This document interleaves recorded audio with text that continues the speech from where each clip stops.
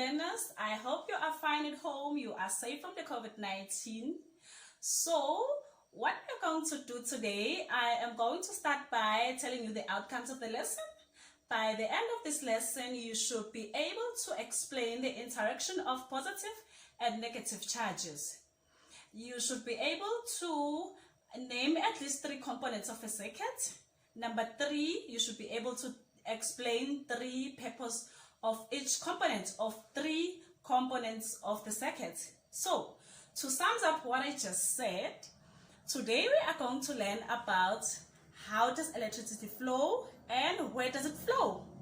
Okay, I want you guys to look at these questions and try to answer these questions. Pause the video and try to answer these questions, and then you can continue with the video. Okay, the first question is, what do you know about electricity? Name 4 appliances of electricity in your home.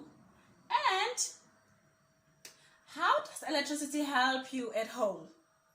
Name and explain safety rules about electricity. Okay, number 1, what I know about electricity is that electricity is dangerous, guys. What I know is that I should not touch electricity with wet hands. And what I know is that electricity helps us at home with many things. We light, we cook with electricity. We do a lot of things with electricity, guys. We even warm our food with electricity. That's what I know about electricity. So, the appliances that I use at home, I use a kettle, I use a fridge, I use a microwave, and I use a charger, and I use a stove to cook and bake. So there are a lot of appliances for electricity, guys. And how does electricity help me? I think I've already discussed this, guys. It's helped me to bake, it helped me to charge my phone and charge my laptop and watch video games. It's also helped me to warm my food, and it helps me with a lot of things. And then name and explain safety rules about electricity. Okay, what I know about electricity, guys, it's that I should not touch electricity or electricity extension with wet hands.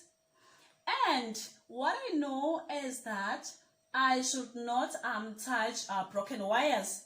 You should keep away from broken wires. And you should not plug a lot of things in one extension, guys. That is what I know about electricity. Okay, guys, now we have 2 types of charges, negative and positive charges. And I want you to look at the following video and try to see how these charges interact with each other or how they behave. So, negative and positive charges, you may be wondering where they are found. They are found in everything, in all matter.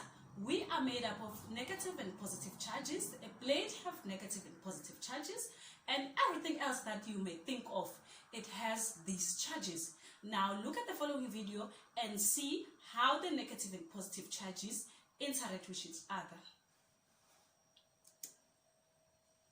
I'm Maisy, and today I'm going to talk about the negative charges. First, I will show you some experiments, and then I will try to explain the reasons behind it. Please join me for the rest of this video. Okay, for the first experiment, we just need 2 balloons. Very simple. As you can see, when I close these 2 balloons to each other, nothing happens. They're just standing next to each other. They're not attracting, they're not repelling, nothing happens. Okay? You see. Now let's see what happens when I rub both of them to my hair.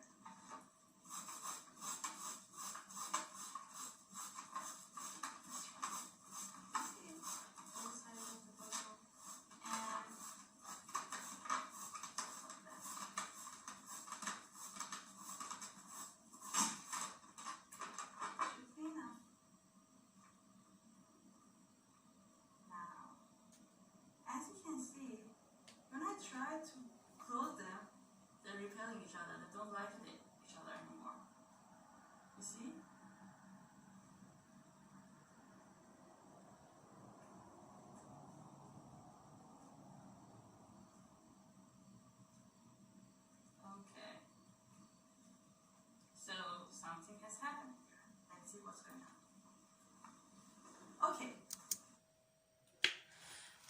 Okay guys, now that you have watched the video, I hope you see what happened on the video. Firstly, the instructor hold the two balloons and nothing happened. And then she wraps both of the balloon into her hair and then something happened. What happened was both of the balloons were negatively charged. So we can conclude that those balloons were light charges. So light charges repel and unlike charges attract each other. The lady, when she was rubbing the balloons into her hair, they were negatively charged. Therefore, they are like charges. They repel. And then unlike charges, they attract each other. Okay. Okay, guys. Now I am going to show you this. This is a circuit. Okay. So I want you guys to pause the video again. I want to challenge you guys to think about what are these components for? What is this battery for? And then what is this light bulb for?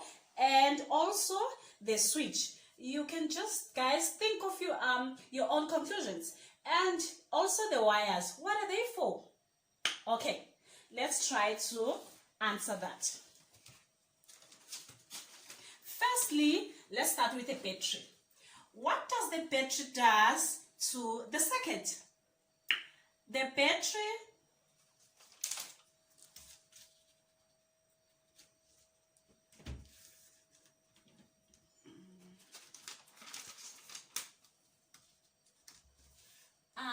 I hope you can see, guys. The battery is a source of electrical energy.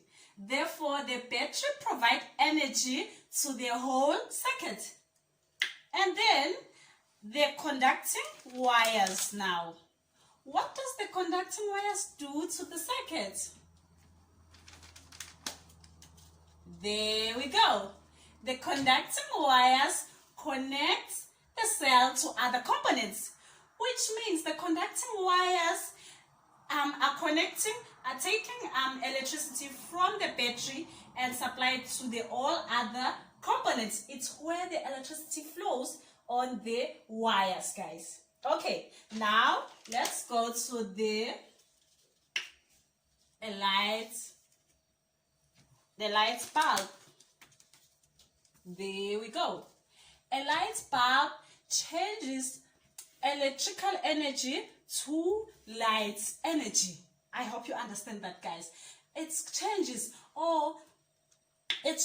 electrical energy to light energy. And now lastly, the switch. What does the switch do?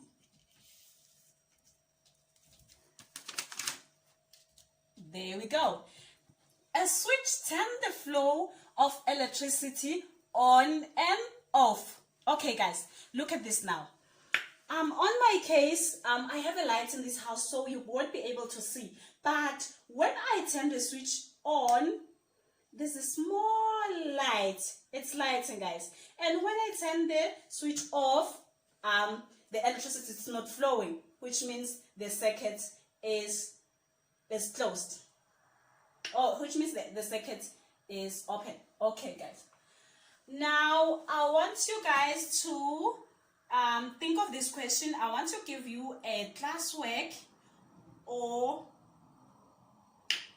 something that you should think about to just test your knowledge if you understood the lesson. Now, there is the lesson. There is an activity. Number 1, listen carefully, guys, and answer this question. Unlike charges each other, while the like charges each other. Number 2, name 3 components of a circuit. And number 3, explain why we need wires in a circuit. Explain what would happen in a circuit without a battery.